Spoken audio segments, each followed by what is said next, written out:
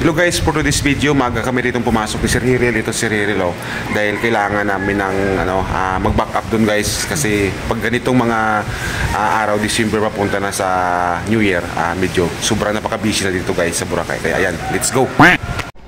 Time check pala tayo rito guys is 5:40 in the morning at maaga nga po kaming pumasok dito guys nila Sir Hiril para alam nyo na pag mga ganitong mga busy yung mga araw, especially ngayon at December, no, palapit na yung Pasko, palapit na yung bagong taon, ay hindi natin maipagkakaila na sa ganitong mga tourist destination ay magkakaroon ka talaga guys ng mga napaka-busy araw.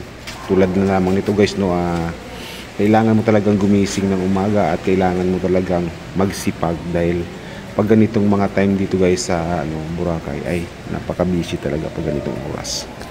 So ito nga pala guys yung beachfront ng Boracay pag umaga. Medyo kunti pa lang yung taong lumalakad, kunti pa lang yung taong lumalabas. Meron na rin guys na naliligo, ayan, kasi open na rin yung beachfront pag ganito na maliwanag na, open na po siya. So may mga pailan-ilan naglalakad kasi nga maaga pa, siguro yung iba natutulog pa, galing sa party.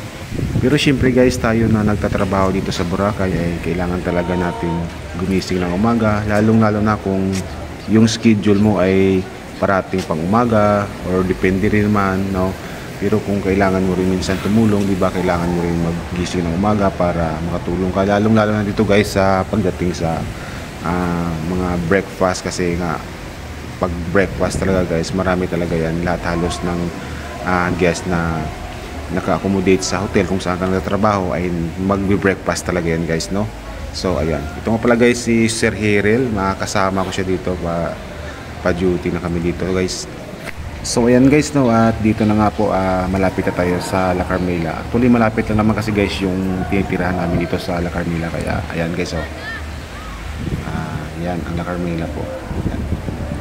Medyo hindi pa ganun karami yung tao dito guys sa restaurant ng La Carmela sa may beachfront banda, kasi nga hindi pa open yung buffet dito guys, no, kasi mag-i-start tayo rito ng 6 in the morning and then hanggang 10 AM tayo rito guys pagdating sa breakfast. Sa ngayon nagre-ready pa lang yung mga staff dito, yung mga kasama namin, at syempre para pagdating ng 6 o'clock in the morning ready na sila para sa breakfast na mangyayari.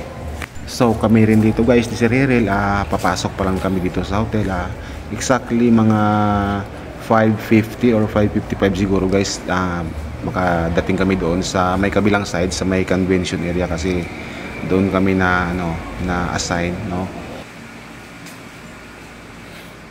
No oras ka naguli kayo na alas 4? 4 10.